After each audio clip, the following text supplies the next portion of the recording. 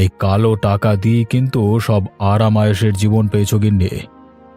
গাঁয়ের মানুষদের রক্তচোষা টাকাতে আমার আরামায়েশ ভালো লাগে না। তুমি ভালো করেই জানো যে আমি বিলাসিতা পছন্দ করি না, আর হতভাগাদের থেকে মেরে আনা টাকা তো আমাকে আয়েশ দিতে পারে না। খেতে এসে তোমার নীতি কথা শুনি তো পেট ভরে যায় গিন্নি। হ্যাঁ, এতই যখন মায়া হয় তখন যাও না, একটা ধর্মশালা খুলে বসো। সেটা পারলে তো ভালোই হতো।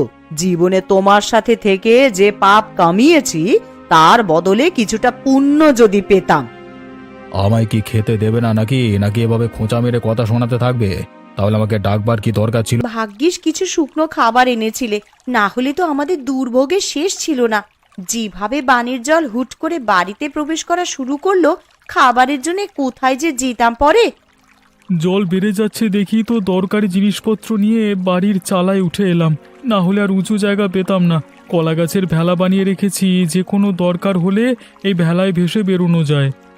কিন্তু যেইভাবে চারপাশে বানের জল বাড়ছে, আমার যে বড্ড ভয় হচ্ছে গো। জল বেশি হলে তখন যাব কোথায় আমরা? ও তুমি চিন্তা করো না গিন্নি, একটা না একটা উপায় ঠিক হবে। আমি একটু বেরোবো। হ্যাঁ, তুমি আবার এখন কোথায় যাবে শুনি? হারান দাদা গোপাল দাদাদের কি অবস্থা, তারা কোথায় আশ্রয় নিয়েছে এসব একটু দেখে আসতে হবে তো। তুমি চলে গেলে আমি একা একা কি করব এখানে? জল যদি বেড়ে যায় তাহলে আমি একা হাতে কিভাবে কি করব?